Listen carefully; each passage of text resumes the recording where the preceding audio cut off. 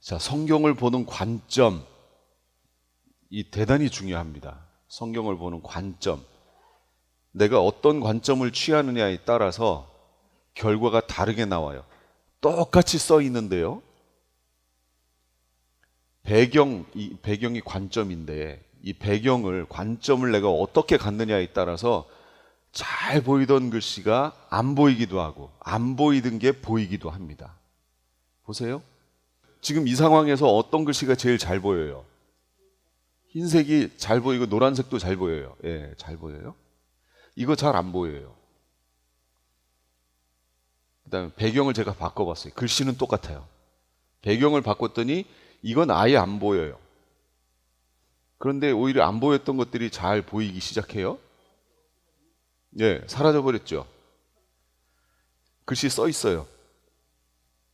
빨간색으로 바꿨더니 사라지고 이런 보호색 개념에 있는 것들이 잘 보이네요. 이거 사라지고 사라지고 사라지고 사라지고. 이게 뭘 말할까요? 제가 글씨는 똑같이 써놨다니까요. 배경을 바꾸니까 관점을 바꾸니까 보이던 게 안 보이고 안 보이던 게 보여요. 이게 뭐냐면 저 같은 경우도 저는 칼빈주의 개혁주의 신학을 했단 말이에요. 그 신학적 관점을 가지고 성경을 이렇게 보잖아요. 그러면 잘 보이는 내용들이 있어요. 눈에 싹싹 들어오는 내용들이 있어요. 성경 읽을 때마다 그런 부분은 눈에 그냥 쑥쑥 들어와요. 예를 들면 바울 신학에서 믿음으로 구원 얻는 것이지 하나님께서 하시지 하는 하나님의 주권이라든지 믿음으로 구원 얻는다든지 하는 이런 부분의 내용은요, 읽을 때마다 너무 선명하게 나와요. 근데 분명히 다른 얘기도 써 있는데 그 부분들은 감춰진다는 얘기죠. 왜 그러냐? 글씨에 성경에 안 써 있었느냐? 아니, 써 있었어요. 내 관점이 바뀌니까 보이기도 하고 안 보이기도 해요. 제가 이제 계시록을 공부하고 10년이 넘었는데 벌써 계시록을 공부하고 나서 성경을 보는 관점이 제가 바뀌었거든요. 예전에 칼빈주의적 관점으로 보던 그 관점에서 약간 바뀌었어요. 이제 앞으로 계속 얘기하겠지만 관점이 바뀌고 나서 성경을 이렇게 읽는데 예전에는 그냥 지나치고 잘 안 보였던 부분들, 흐릿하게 보였던 부분들이 너무 선명하게 들어오는 거예요. 그래서 읽던 제가 깜짝 놀랐어요. 어떻게 이럴 수가 있지? 너무 깜짝 놀랐어요. 정말로 깜짝 놀랐어요. 그래서 이거 안 되겠다. 이거를 좀 같이 나눴으면 좋겠다 하는 생각을 하게 된 거죠. 그 중에서도 아주 뚜렷했던 게 뭐냐면 구원론의 관점이에요. 구원론. 결국 우리가 신앙생활 이렇게 열심히 다 했는데 구원과 우리가 상관이 없다면 그거 너무 심각한 문제 아니에요? 그래서 구원론은 이 다른 건 몰라도 구원론만큼은 정확하게 성경에 있는 대로 얘기를 해야 되겠다.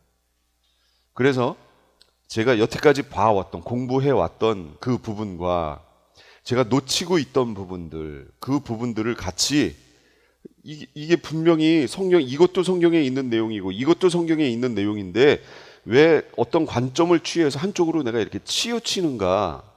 그러니까 이러면 안 되겠다. 이 모든 관점을 같이 균형 있게 볼 수 있어야 되겠다 하는 생각을 하게 됐습니다. 오늘 그런 내용이 될 거예요. 기독교 신앙을 형성하는 중심 관점들이 있어요. 첫 번째는 종말관이라고 하는 거예요. 종말관이 있는데 종말관은 우리 다 공부했어요. 크게 세 가지예요. 무천년적 관점, 후천년적 관점, 전천년적 관점. 그런데 지금 이 후천년적 관점은 인기가 없어요. 왜냐하면 이건 성경하고 안 맞아요.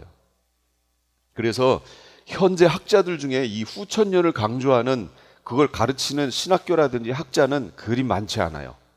정말로 거의 없어요. 거의 없어요. 그럼 지금 뭐가 대세냐? 신학적으로 무천년적 관점. 이게 대세고요. 특히 어디에서 대세냐? 한국교회에서.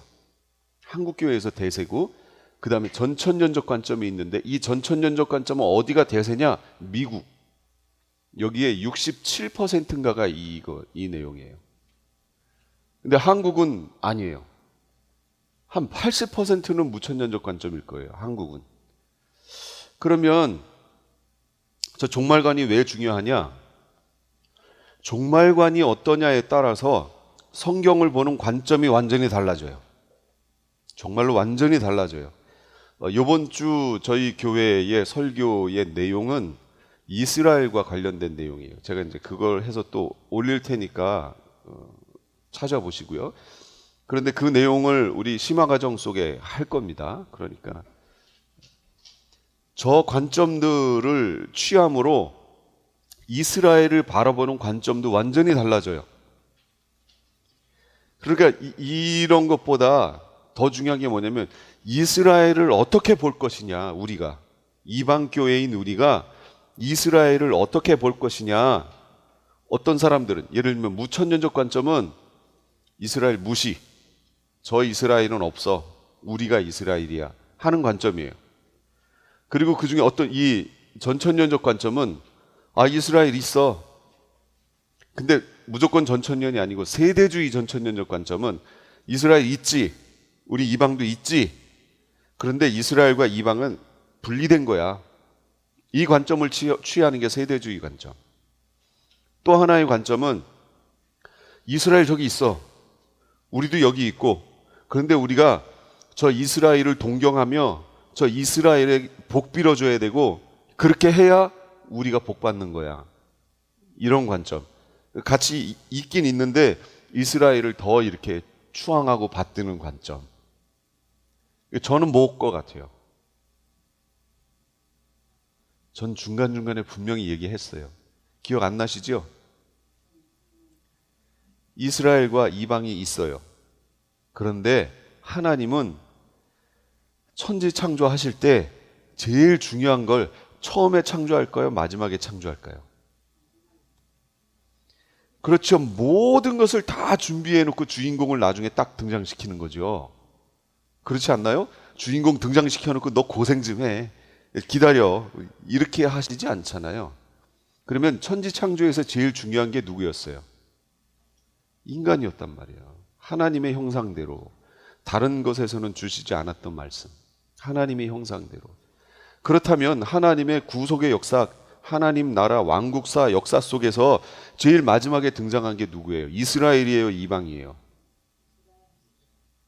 마지막에 등장한 게요, 이방이잖아요. 하나님은 그 전 세계를 구원하시고 전 세계 가운데 이 하나님의 피조 세계 가운데 하나님의 나라를 이루어가는 거, 이게 하나님의 소원이었어요. 그걸 이루시기 위해서 이스라엘을 먼저 택하여 예언적 원근 통시법, 제가 그랬죠, 미리 그걸 보여주셨고 그 다음에 최종적으로 성취하시는 거예요. 이스라엘도 있고 이방이 있는데 하나님이 예언적 원근 통시법적 관점으로 하나님은 결국 이방의 전체의 구원을 위하여 이스라엘을 먼저 택하신 것이다. 이해가 좀 되시나요? 그러니까 이스라엘을 어떤 관점으로 봐야 되는지를 여러분 기억하셔야 된다고요. 그것이 곧 이 관점 속에 다 들어가 있고요. 그게 우리가 성경을 어떻게 봐야 되느냐, 우리가 어떻게 살아야 하느냐, 이 내용이 거기에 다 들어있어요. 그러니까 지금 제가 설명드린 이스라엘을 어떻게 볼 것인가 라고 하는 관점으로 이렇게 네 가지를 제가 쭉 설명했는데, 이 네 가지를 설명하는 그걸 제가 찾아본 적이 없어요. 그걸 찾아보려고 애를 썼는데 없어요. 유튜브에도 없어요. 기껏해야 하나, 두 개, 이 정도밖에는 없어요. 그래서 참 안타깝다. 지금 이 시대에 이스라엘이 중요한데 그 이스라엘을 바라보는 관점을 이렇게 정리해 놓은 게 없구나. 종말적 관점 중요해요. 왜냐하면 여러분, 성경은 창세기에서 이렇게 계시록 쪽으로 보는 관점이 있고요, 요한계시록에서 창세기 방향으로 이렇게 보는 관점이 있어요. 왜 책을 쓸 때도, 논문을 쓸 때도 서론이 되게 중요하죠. 왜냐하면 서론 안에 내가 하고 싶은 얘기가 다 들어있잖아요. 본론은 그걸 증명하는 거고. 그러니까 서론 안에 내가 이런 논제를 가지고 이렇게 하겠다, 이렇게 증명하겠다라는 그 내용에 쑥 들어가기 때문에 서론이 되게 중요해요. 그래서 창세기의 관점에서, 창세기에서 계시록적으로 이렇게 바라보는 거, 이거 되게 중요해요. 이렇게 볼 수도 있고요. 요한계시록에서 결론적 그림을 가지고 그 앞쪽을 이렇게 보는 것, 이건 너무나 확실해서 중요해요. 그림이 너무 뚜렷하기 때문에. 그런데 지금 다들 성경을 어떻게 보냐면 신구약 중간에 서서 구약 쪽 보고 신약 쪽 보고 이렇게 봐요. 결론이 다르게 나는 거예요, 지금. 뭔가 지금 문제가 있다는 거죠. 성경을 보는 관점에. 특히 뭐냐면 창세기에서 이렇게 보려고는 해요. 그런데 계시록에서 이렇게 보려고는 안 해요, 지금. 최종적인 큰 그림을 마스터된 그림을 딱 갖고 이 안에서 다른 성경들을 가져와서 이렇게 대입하면 상당히 쉬운데, 이렇게 안 하고 중간에 서서 이렇게 하면서 본인들의 그림을, 신학적 그림을 그려놓고 계시록을 여기다 끌어놓으려고 하는 거예요, 자꾸. 이러니까 안 되죠. 그림이 안 나오죠. 그래서 종말관이 되게 중요합니다. 그 다음에 구원관. 구원관에서 얘기하는 주제는 뭐냐면 가장 큰 주제는 두 가지예요. 하나님의 주권. 이걸 강조한 사람은 어거스틴하고 칼빈이라는 사람이에요. 이걸 아주 너무 강조했어요. 그 다음에 인간의 자유의지. 이걸 강조한 사람은 펠라기우스, 알미니우스, 요한 웨슬레 이렇게 넘어가요. 이 사람들은 이걸 강조했어요. 그럼 제가 여기서 여쭤볼게요. 하나님의 주권, 성경에 하나님의 주권이 나오나요? 예, 나오죠. 그럼 인간의 자유의지가 나오나요?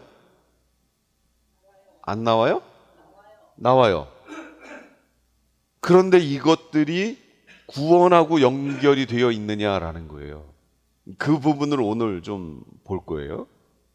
그래서 어거스틴하고 칼빈이 하나님 주권 강조했다고 하니, 또 인간의 자유의지를 펠라기우스, 알미니우스, 요한 웨슬레가 강조했다고 하니 이 사람들에 대해서 제가 간략하게 짧게 언급을 하고 넘어가야 될 것 같아요.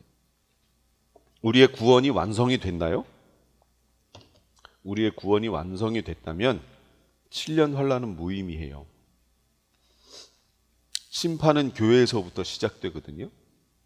불신자는 심판에서 견디질 못해요. 자, 여기를 볼게요, 한번. 어거스틴의 구원론. 하나님의 절대 주권. 구원은 전적인 하나님의 은혜의 결과이다. 인간은 하나님의 심판과 공의에 대해서 질문할 자격조차 없다. 이 어거스틴이 말하는 거예요.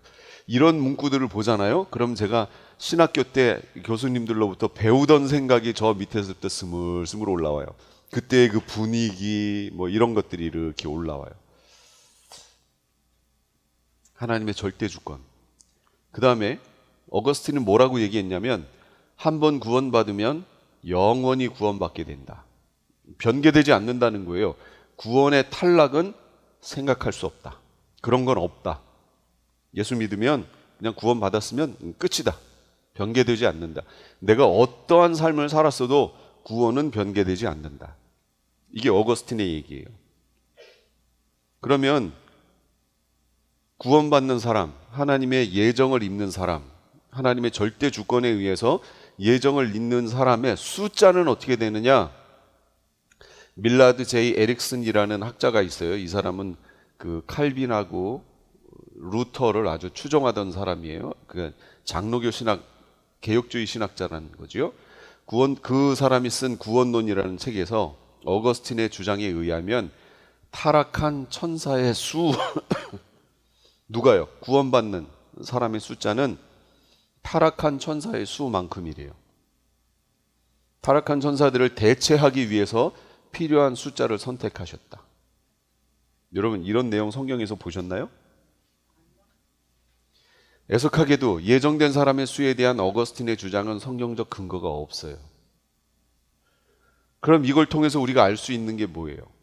어거스틴의 신학 속에 신학이 온전하게 하나님의 주권, 하나님 말씀 중심적인 내용만을 담고 있다는 건가요? 아니죠.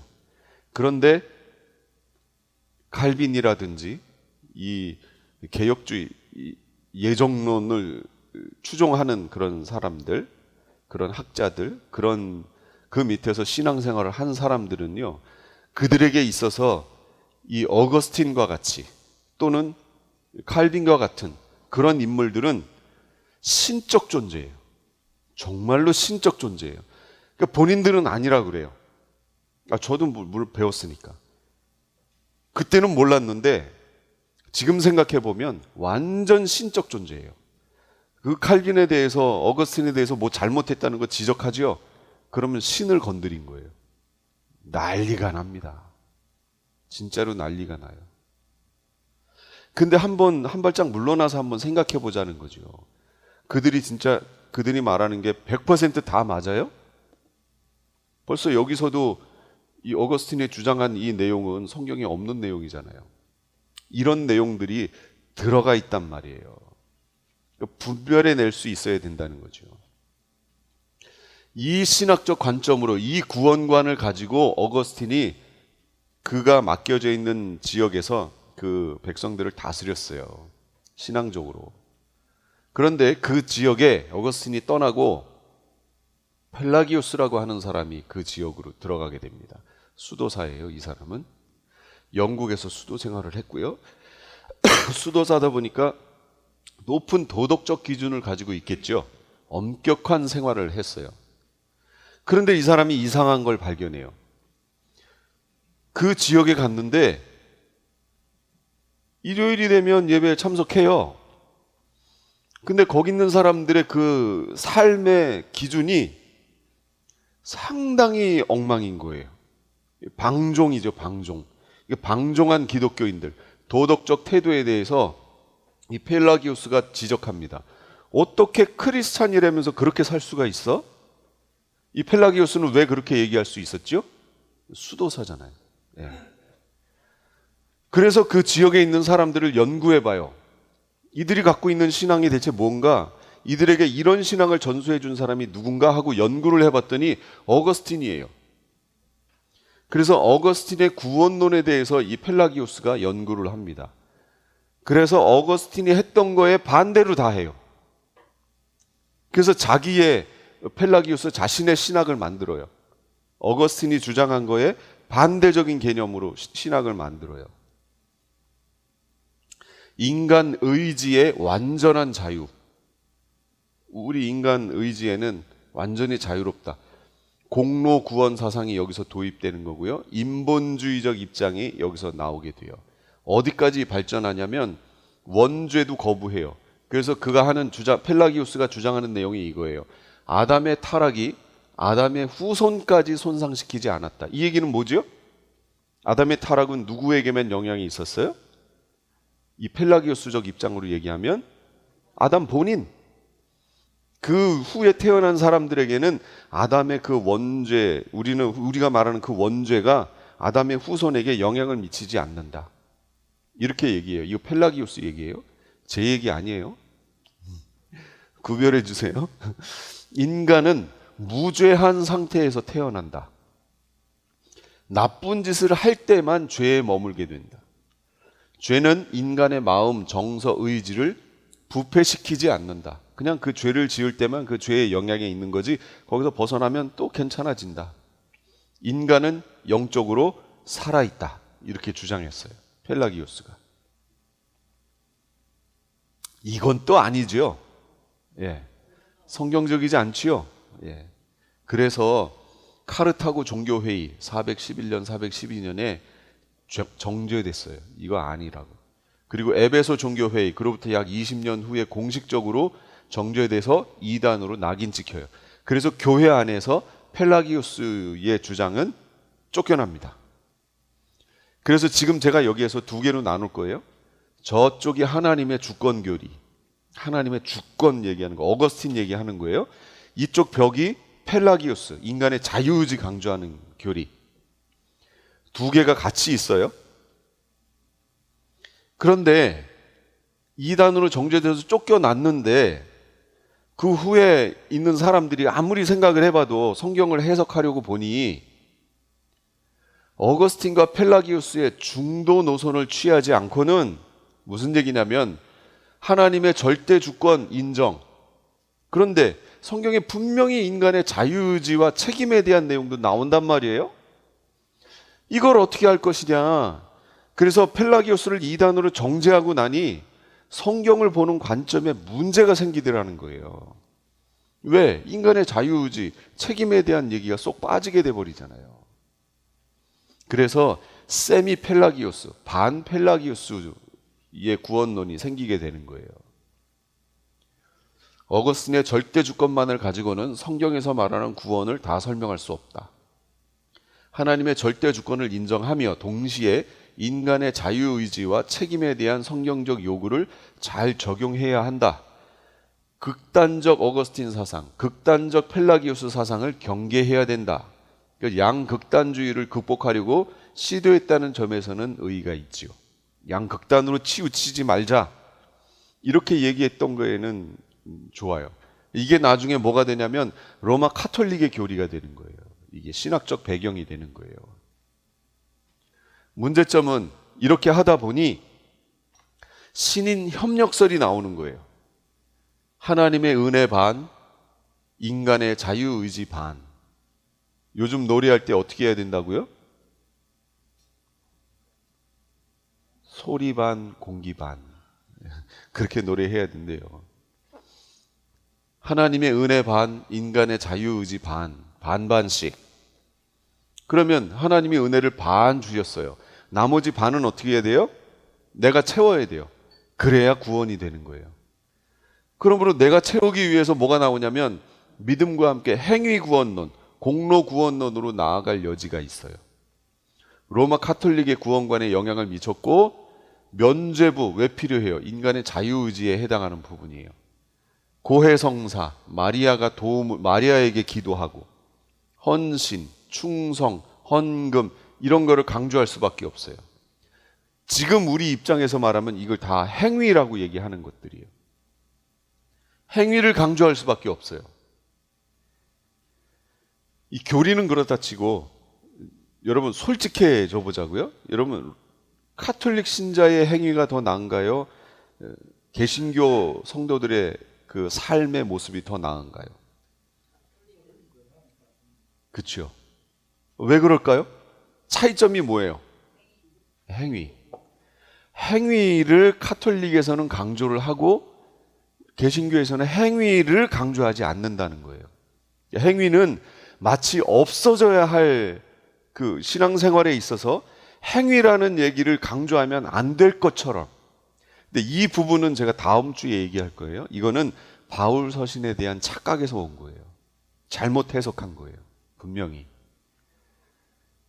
이런 결과가 나왔어요. 근데 이게 너무 인간의 자유의지라고 하는 이 행위라는 부분이 강조가 되다 보니 면죄부와 같은 이런 것들이 발달하기 시작한 거예요. 이 부정적인 측면이죠. 그래서 이것 때문에 종교개혁이 일어난 거잖아요.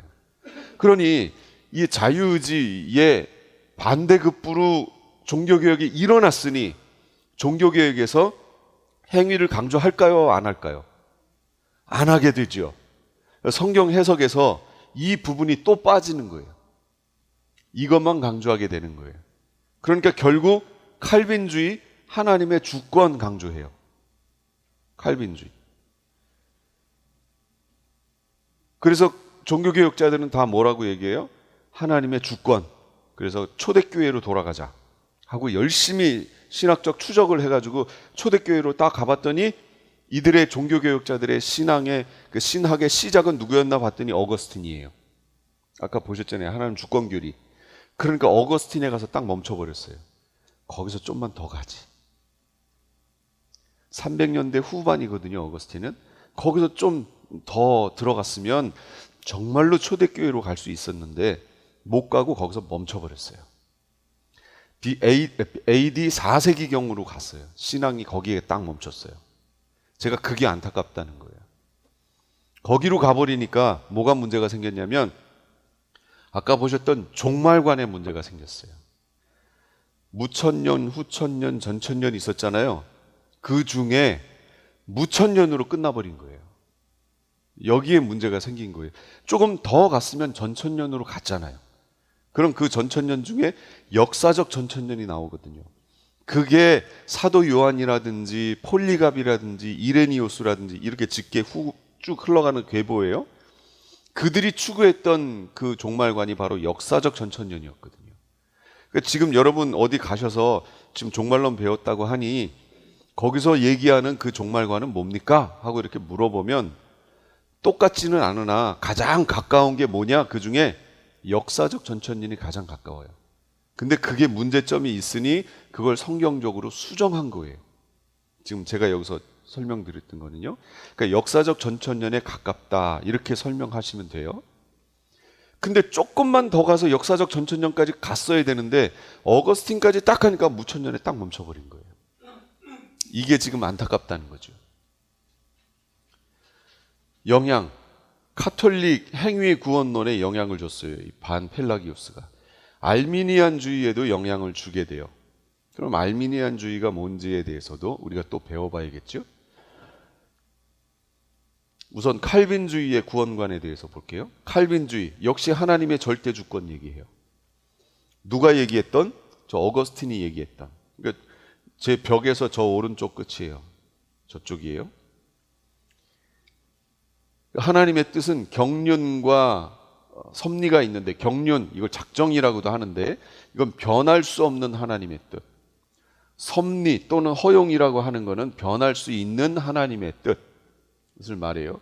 영원 전부터 가장 지혜롭고 거룩한 자신의 뜻과 계획에 의해서 모든 일어날 일을 자유롭고 불변적이게 하나님께서 정하셨다. 이중 예정론이에요.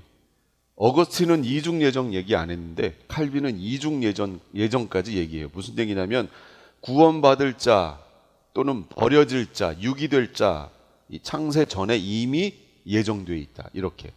어거스틴은 구원받을 자가 예정되어 있다. 여기까지만 얘기했어요. 근데 칼빈은 한 단계 더 나갔어요. 버려질 자도 예정되어 있다. 선택, 이거는 무조건적 선택이고, 유기, 버려짐, 내버려짐, 이 둘 다 예정되어 있다. 그러면서 그 후대가, 칼빈이 얘기한 거 아니에요. 이거는 칼빈의 5대 강령이라는 거는 그 후대가 얘기했어요. 왜 후대가 얘기했냐면 칼빈주의로부터, 칼빈주의 신학교죠, 한마디로. 거기서 공부하고 박사학위를 취득한 알미니우스라고 하는 교사가 있었어요. 신학 교사예요. 이 사람이 칼빈주의 공부를 다 끝내고 자기가 박사니까 어떤 신학교의 교수로 들어갔어요. 그리고 이 알미니우스가 스스로 공부를 하고 하는 과정에서 자기가 아무리 생각해도 칼빈주의에는 문제점이 있다는 거예요. 이 알미니우스 입장에서는.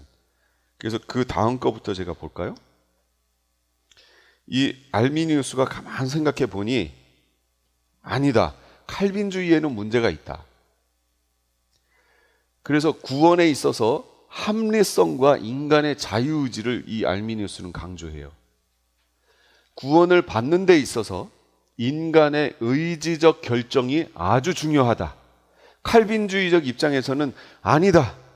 인간의 자유의지가 전혀 포함되지 않는다. 근데 알미니아는 아니다. 인간의 의지적 결정이 중요하다. 이 결정으로 구원받는 것이다. 그러면서 이 사람이 5대 강령을 칼빈주의자들에게 내놓습니다. 그러니까 칼빈주의 5대 강령이 먼저가 아니고 알미니안주의자들의 5대 강령이 먼저예요.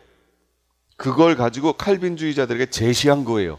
뭘 제시했냐면 이렇게 제시했어요. 자연적인 무력함. 인간은 비록 타락했지만 스스로 예수를 믿고 구원받을 수 있다. 이게 알미니안주의자들의 얘기예요. 스스로, 그러니까 자기의 의지로 그냥 이렇게 복음을 듣고 내 의지로 믿을까 말까를 결정할 수 있다는 거예요. 이게 알미니안주의자들의 얘기예요. 조건적인 선택. 하나님은 예수를 믿는 것을 조건으로 사람들을 구원하신다. 무슨 얘기냐면 하나님이 어떤 사람을 이렇게 구원하실 때 무조건 하나님이 선택해서 이렇게 데려가시는 게 아니고 인간의 자유의지로 내가 믿겠습니다 하면 이걸 조건으로 삼아서 이 사람을 구원하신다라는 거예요. 이해가 되셨어요? 안 되신 것 같은데. 복음이 퍼졌어요? 이걸 제가 듣고 이렇게 들어보고 이거 합리적인데 아주 좋은데 제가 믿겠습니다. 딱 그러면 하나님은 이렇게 지켜보고 계시다가 너 믿는다 그랬지? 그래, 너 구원. 이렇게 하신다는 얘기예요. 보편적 속죄, 예수 그리스도의 속죄의 죽으심은 모든 사람을 위한 것이며 이것을 제한시키는 것은 각 사람의 믿는 여부에 달려있다. 모든 사람을 위해서 예수님은 돌아가셨다. 그런데 어떤 사람에게는 이 예수님의 속죄 사역이 작용하고 어떤 사람에게는 작용하지 않느냐? 믿는다고 한 사람한테는 이것이 작용하지만 믿는다고 얘기 안 하는 사람들에게는 예수님의 이 속죄 사역이 무용지물이다. 작용하지 않는다. 그러니까 지금 이 도심지 전체에 수도가 지금 들어와 있잖아요. 수도꼭지를 여는 그 집에만 물이 공급된다. 이 얘기예요, 한마디로. 그러니까 그 여는 건 누가 여는 거예요? 내가 여는 거예요, 내가. 인간의 자유의지로 이걸 연 사람들에게만 예수 그리스도의 속죄의 죽으심이 작용한다. 영향을 미친다. 저항 가능한 은혜. 하나님의 구원의 은혜를 사람이 의지를 사용하여 거부할 수 있다. 하나님이 은혜를 주셔도 내가 거부할 수 있다. 얼마든지 거부할 수 있다. 다섯 번째, 조건적인 견인. 한 번 믿은 사람도 계속해서 의지를 사용하여 예수를 믿고 믿음으로 나가야 되는데 그렇지 않으면 중간에 타락할 수 있다. 지금 보신 이것이 알미니안주의자들의 5대 강령이에요. 이걸 칼빈주의자들에게 제시했어요. 그랬더니 칼빈주의자들이 이 내용을 받아서 5대 강령을, 이거는 칼빈이 얘기한 게 아니고 그 후배들이 얘기한 거예요. 아까 5대 강령, 알미니안의 5대 강령의 반대로 얘기하는 거죠. 아니다. 전적으로 타락했다. 인간은 아담 이후로 스스로 구원받을 수 없을 만큼 전적으로 타락했다. 한마디로 이미 죽어서 태어난다. 그 얘기 말하는 거예요. 그 다음에 무조건적인 선택. 하나님은 구원받을 백성을 조건 없이, 아까 알미니아는 조건이 뭐였죠? 뭘 조건으로 해서 구원하신다고요? 내가 믿는다고 고백한 거, 그걸 가지고 조건으로 삼아 구원하시는데 칼빈주의자들은 그게 아니고 구원받을 백성을 조건 없이 하나님의 뜻을 따라, 어떻게? 하나님이 미리 선택하셔서 그렇게 해서 구원하신다. 그러니까 무조건적인 선택이다. 제한된 속죄. 예수님의 구속은 선택된 백성들에게만 그 효력이 있다. 예수님의 대속의 죽으심은 모든 인류를 위한 것이 아니고 하나님의 선택, 예정을 입은, 구속을 입은 그 사람들을 위한 속죄 사역이다. 네 번째, 불가항력적 은혜. 하나님의 선택을 받은 사람은 구원의 은혜를 저항하거나 거부할 수 없다.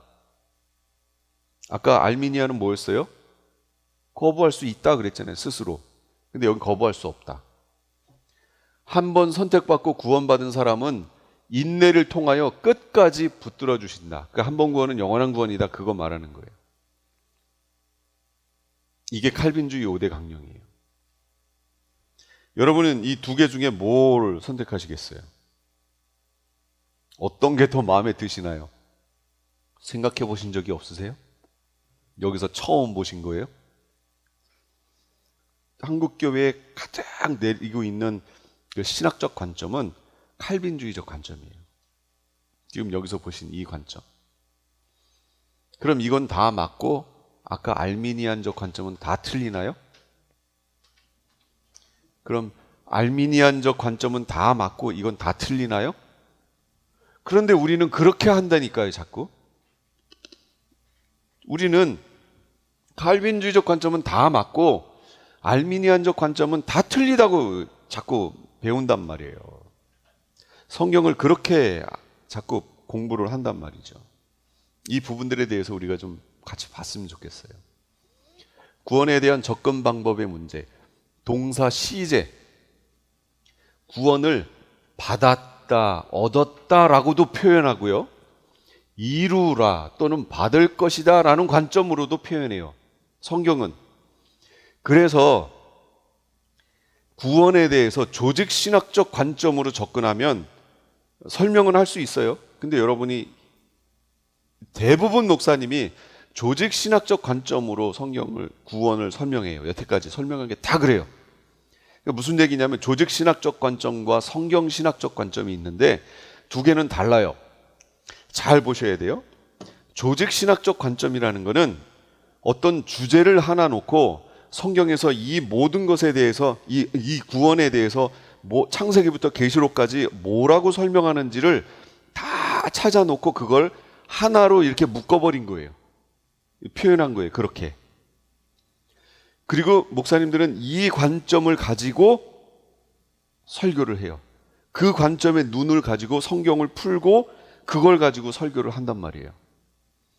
그리고 대부분의 어떤 기독교 서적이라든지 이거는 바로 그 조직신학적 관점에서 설명한다는 거예요. 한 가지 예를 들어볼게요. 사형리는 구원을 얻는 데 있어서 4가지 원리를 설명하는 거 아니에요. 그러면 성경에서 다 성경에서 뽑아간 거죠.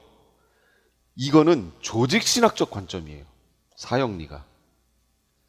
그러다 보니 사형리 안에는 요한복음 얘기도 나오고요, 바울 서신의 얘기도 나와요.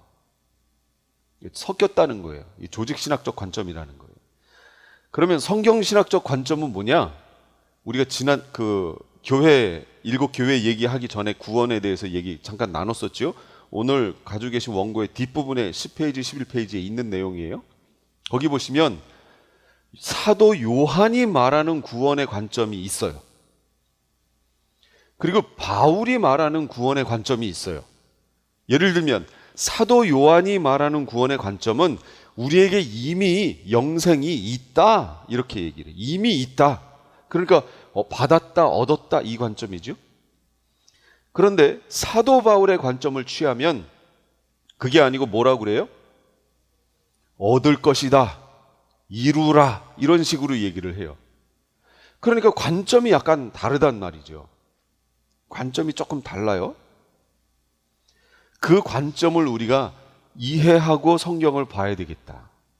그래서 성경에서 어떤 부분을 설명하는 것이 쭉 나오면, 예를 들면 바울 서신이 나오면 바울 서신을 읽을 때 바울이 말하는 구원의 관점을 가지고 그 서신을 읽고 이해를 해야 되는데, 그게 아니고 바울 서신을 읽으면서 사도 요한이 말한 관점으로 이해를 하고 바울 서신을 읽는다는 거예요. 그러면 오류가 발생하지요. 바울은 이미 얻은 게 아니고 그것을 향해서 지금 달려가고 있다고 설명을 쭉 하고 있는데, 사도 요한은 이미 갖고 있다, 얻었다라고 지금 설명하잖아요, 관점이. 근데 바울 서신을 읽으면서 이미 얻었다라는 관점으로 바울 서신을 읽으면 바울이 말한 내용하고 다르다는 거예요. 이해를 다시 해야 된다는 거죠. 결론적으로 가서는 다 똑같지만 그 서신을 읽을 때는 바울이 뭐라고 얘기하는지, 사도 요한은 뭐라고 얘기하는지, 베드로는 뭐라고 얘기하는지, 이에 대한 각각 그들이 말하는 관점을 깨달아서 그 성경을 읽어야 된다는 거예요. 그러니까 우리는 구원론을 한 가지로 정리하기가 힘들어요. 정말로 힘들어요. 각각의 관점들을 여러분이 다 아시고 보셔야 돼요. 그런데 그렇게 하기가 쉬운가요? 안 쉬워요. 그러니까 목사님들이 하나로 퉁 만들어서 그걸로 설명하는 거예요. 그런데 그것을 해석해 나가는 데 있어서 좀 문제점이 있다, 그 얘기죠. 구원에 대한 하나님의 주권과 인간의 자유의지의 조화, 이걸 어떻게 조화시킬 건가? 하나님의 주권만이 옳은가? 그러면 인간의 자유의지는 성경에 없는가? 구원을 이루어가는 데 있어서 있거든요. 인간의 자유의지를 빼버리면 이 구원론이 완성이 안 돼요. 정말로 완성이 안 돼요. 그래서 칼빈주의적 관점만 가지고는 구원의 완성을, 성취를 이룰 수 없다는 거예요. 그리고 알미니안적 관점만을 가지고는 구원의 성취를 이뤄낼 수가 없어요. 왜 그런가 보세요. 제가 저 끝이 어거스틴이라고 얘기했어요. 여기가 펠라기우스예요. 그런데 그들이 약간씩 안쪽으로 양보하며 들어와요. 그러니까 약간 이쪽으로 주권만이 아니고 행위를 그래도 언급을 한 게 누구냐면 칼빈이에요. 그래서 칼빈의 서적을 보면 율법에 대해서 강조를 합니다. 칼빈이 율법을 무시하지 않아요. 율법의 3대 용법도 얘기하고요. 그런 얘기를 해요. 그러니까 행위를 얘기했다는 거죠. 그러니까 조금 안으로 들어와요. 여기서는요, 펠라기오스는 인간의 자유의지만 얘기하는데 알미니우스는 약간 하나님의 주권을 언급해요. 안으로 조금 들어왔어요. 그런데 이 알미니우스보다 안쪽으로 하나님의 주권을 더 강조하여 들어온 사람이 있어요. 그게 누구냐면 요한 웨슬레예요. 요한 웨슬레는 한 칸 더 들어왔어요. 그러니까 저 극단, 하나님의 주권, 여기 인간의 자유의지 양극단이 아니고 약간씩 안쪽으로 지금 들어왔어요. 칼빈도 들어왔고 웨슬리안도 들어왔어요. 지금 들어와 있는 상태예요. 근데 가운데까지 오지는 않았어요. 각각을 강조해요. 이 부분을 조화를 좀 시켜야 된다는 거예요. 근데 여기 있는 사람은 저게 잘못됐다고 얘기하고 저기 있는 사람은 또 요게 잘못됐다고 자꾸 이렇게 얘기한단 말이에요. 제가 보기에는 아니거든요. 보세요. 구원에 대해서 인간의 자유의지가 전혀 개입되지 않는가? 개입되지 않는다 이렇게 얘기하면 도덕 폐기론, 율법 폐기론이 되는 거예요. 이거 어거스틴이 얘기하는 거예요. 어거스틴이. 이건 극단으로 간 거예요. 극단으로 치우친 거예요. 칼빈은 세모라고 제가 해놨죠. 삶에 대해서 얘기를 해요. 하니까. 근데 반대로 구원에 대해서 인간의 자유의지가 절대적인가? 인간이 자유의지로 선택해서 되는 거냐? 그러면 인간의 자력 구원이 돼요. 스스로 내가 결정했지. 인간의 공로 구원이 돼요. 이걸 주장한 게 펠라기우스 알미니안이에요. 그런데 웨슬레는 세모. 왜 세모냐면 안으로 좀 들어왔어요. 왜냐하면 하나님의 주권을 웨슬레는 강조해요. 그럼 웨슬레는 어떻게 강조했나 보세요.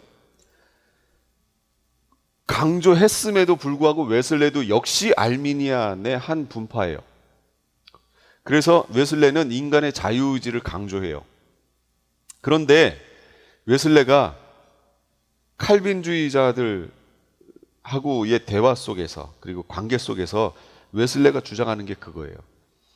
우리의 인간의 전적인 그 자유의지로 내가 선택했기 때문에 구원을 얻는다라고 말하는 알미니안주의에는 약간 문제가 있다. 하나님께서 은혜를 주셔야 내가 선택할 수 있다. 여기까지 한 단계 넘어간 거예요. 지금 웨슬레는. 그래서 제가 세모라고 해놓은 거예요.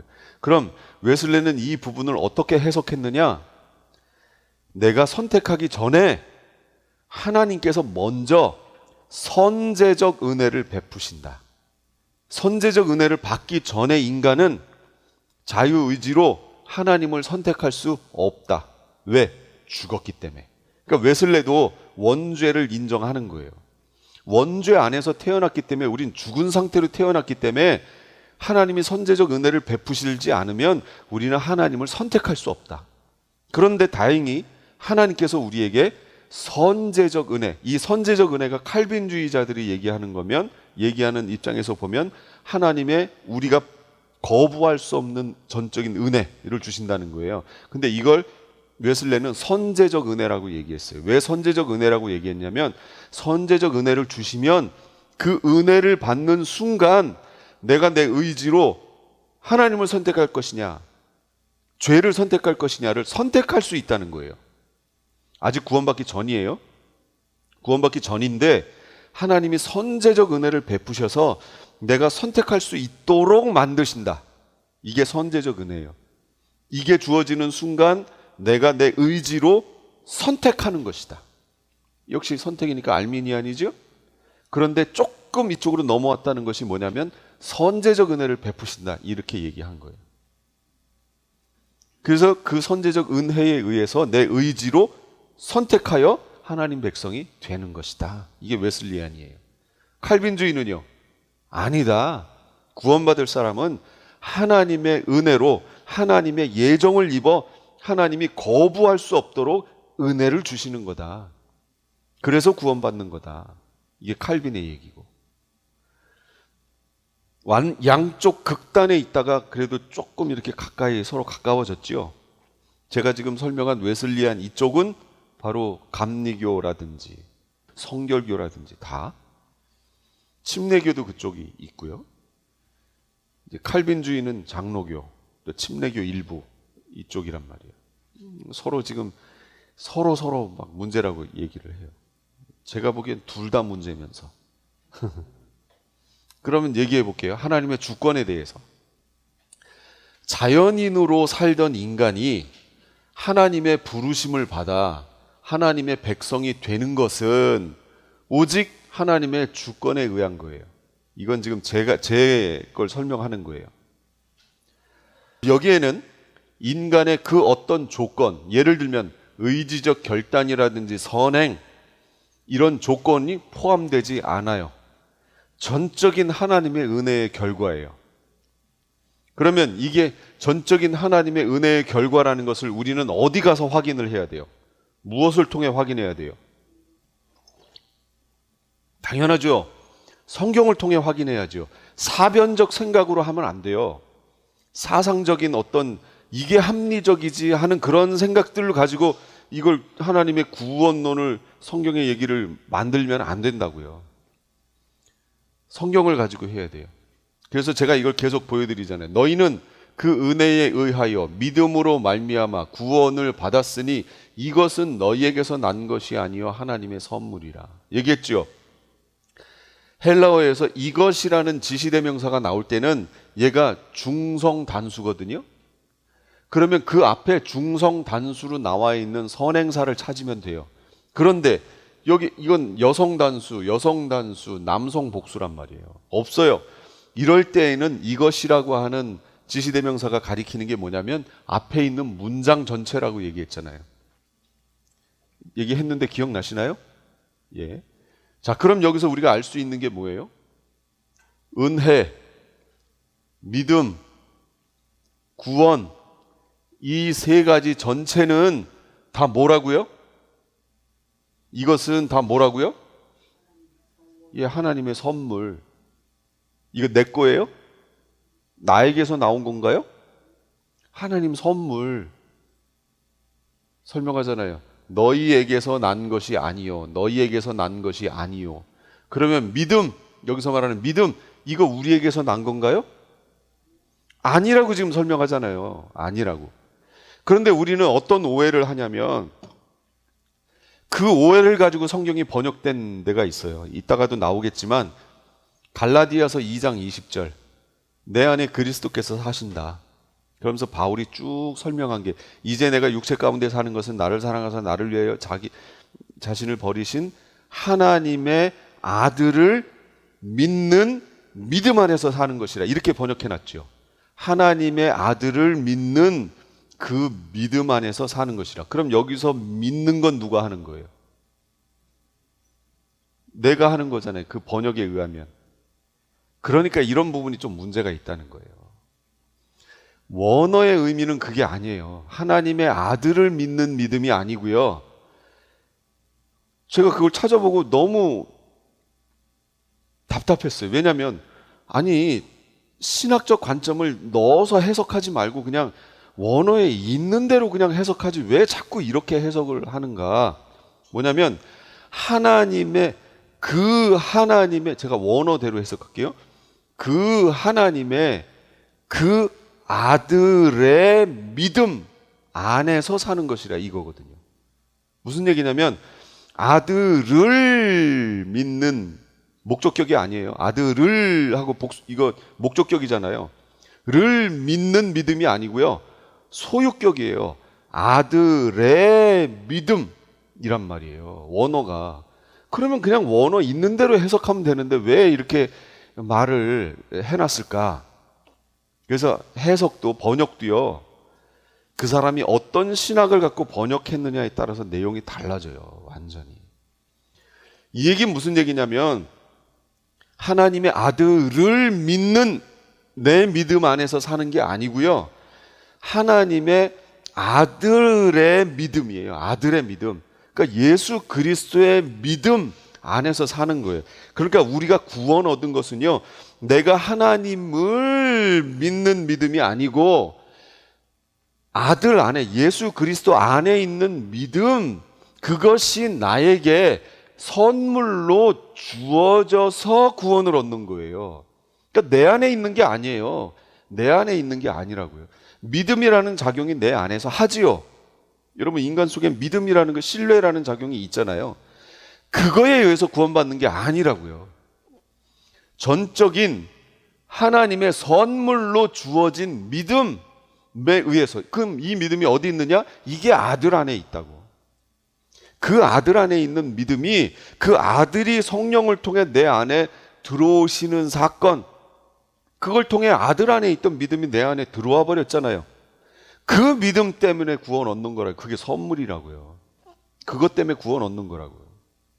그러니까 여러분, 하나님의 선제적 은혜를 주셨다. 그래서 내가 그 은혜에 반응하여 내가 의지적으로 아멘 했기 때문에 구원 얻는 거예요? 아니라니까요. 그게 아니라고요. 내가 구원을 얻는 데 있어서 내 의지적 작용은 하나도 안 했다라는 거예요. 그래서 하나님의 주권이에요. 전적인 하나님의 주권에 의해서 구원받는다라는 거예요. 그게 성경적이라는 거죠. 여기 계신 분들한테는 제가 지금 설명한 게 무리가 없을 것 같아요. 다 장로교시잖아요. 그러니까 무리가 없으실 것 같아요. 여기까지는 무리가 없으실 거예요. 여기까지는. 그럼 인간의 자유의지는 뭐냐? 선악의 선택을 의미하는 거예요. 다시 말하면 자유의지 하니까 내가 오늘 짜장면 먹을까 짬뽕 먹을까 이거 결정하는 게 아니고요. 그게 아니고 선과 악을 선택할 수 있다는 걸 말하는 거예요. 성경에서 말하는 자유의지라는 표현은. 그러면 선은 뭐예요? 하나님의 의. 이게 선 말하는 거예요. 하나님의 의를 선택할 수 있는가? 그거 지금 말하는 거예요. 내 의지로. 그러므로 인간의 자유의지란 자연인 상태, 자연인 상태라는 건 유기된 상태, 유기라는 건 버려진 거 말하는 거죠. 유기견 그러잖아요. 버려진 상태. 그러니까 믿음 안에 들어오지 않은 이 세계에 있는 많은 사람들이 있잖아요. 그걸 다 유기 상태 또는 자연인 상태라고 얘기하는 거예요. 이 상태에 있는 자유의지란 자연인 상태의 자유의지를 말하는 게 아니에요. 자연인 상태에 있었던 사람들이 선과 악을 선택할 수 있어요? 다시 말하면 선이 뭐라고 그랬어요? 하나님의 의의를 말한다고 그랬잖아요. 그러면 자연인 상태에 있는 사람들이 하나님의 의의를 선택할 수 있나요? 없어요. 없어요.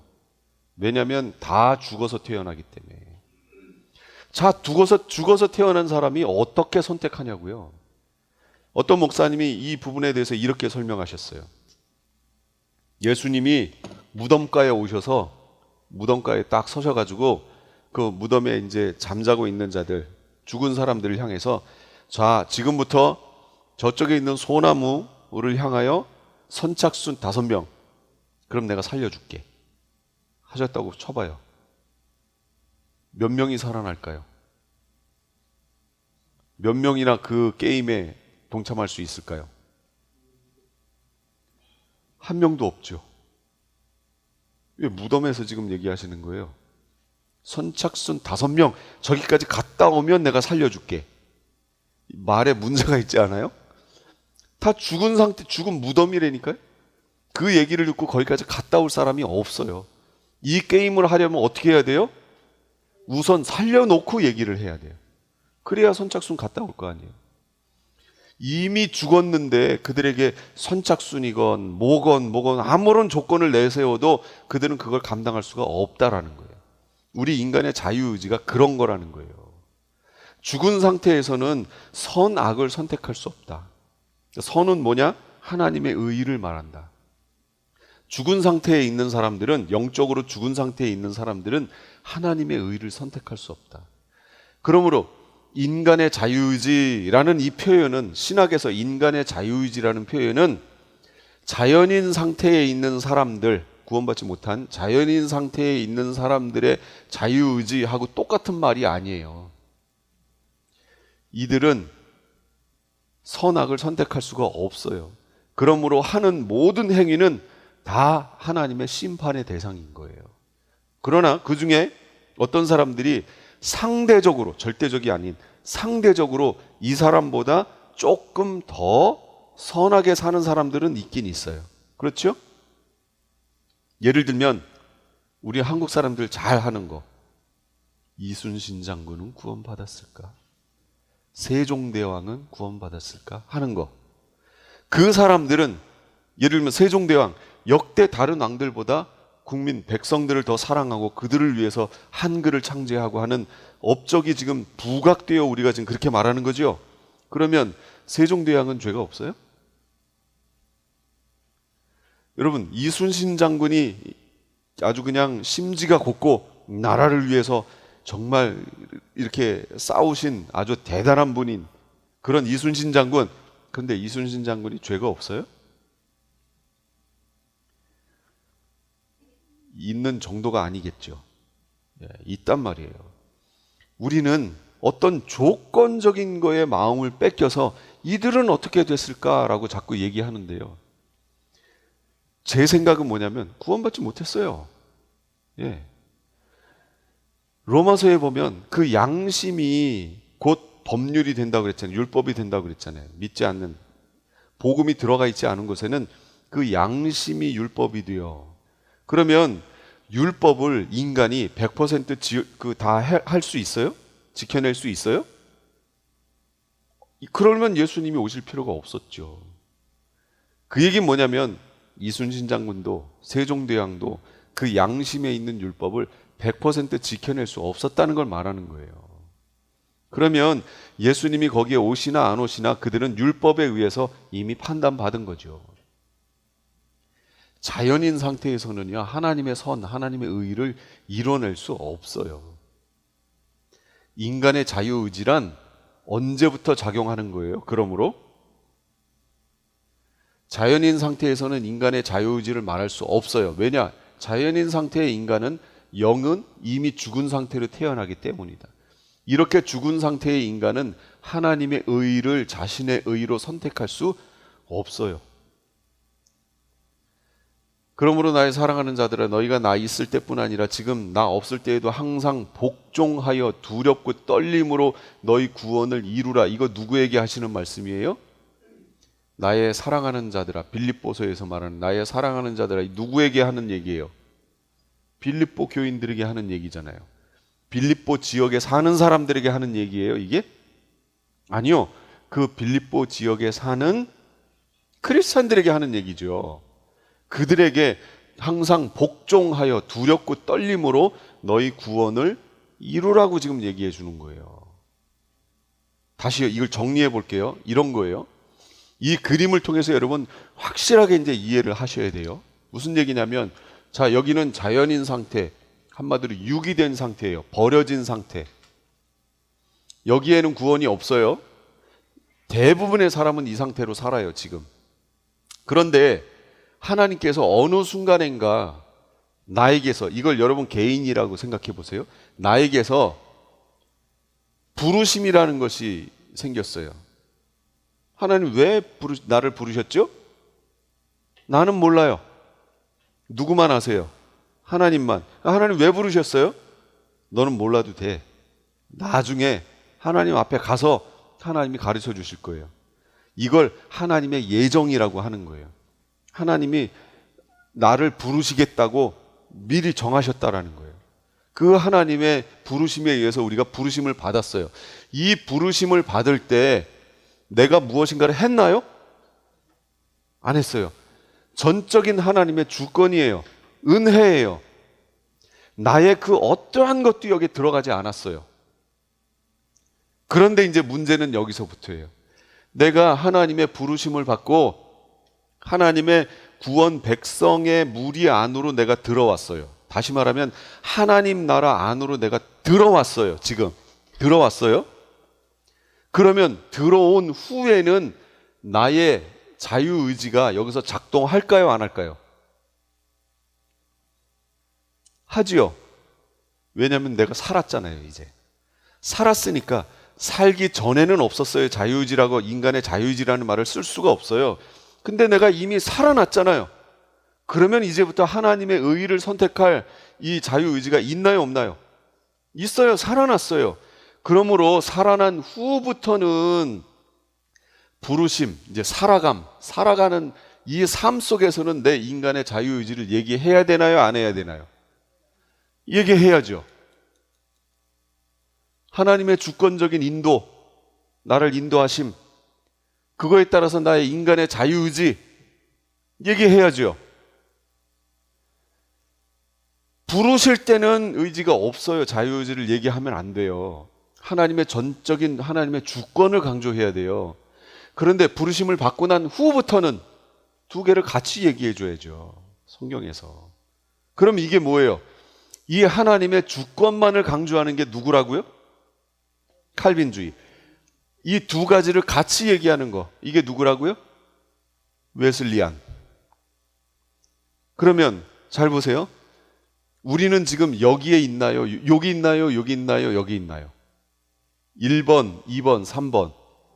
3번에 있으면 뭘 강조해야 돼요? 여기 강조해야죠. 그런데 여기 있는데도 불구하고 여전히 자꾸 하나님의 주권만을 얘기하면 뭔가 지금 잘못하고 있는 거잖아요. 반쪽짜리잖아요, 지금. 이해를 잘 하셔야 돼요.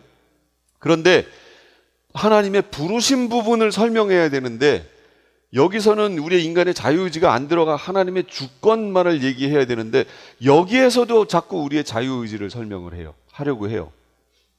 그럼 구원을 온전하게 설명 못하죠. 그렇지 않나요? 그러니까 둘 다 지금 잘못하고 있는 거예요. 웨슬리안은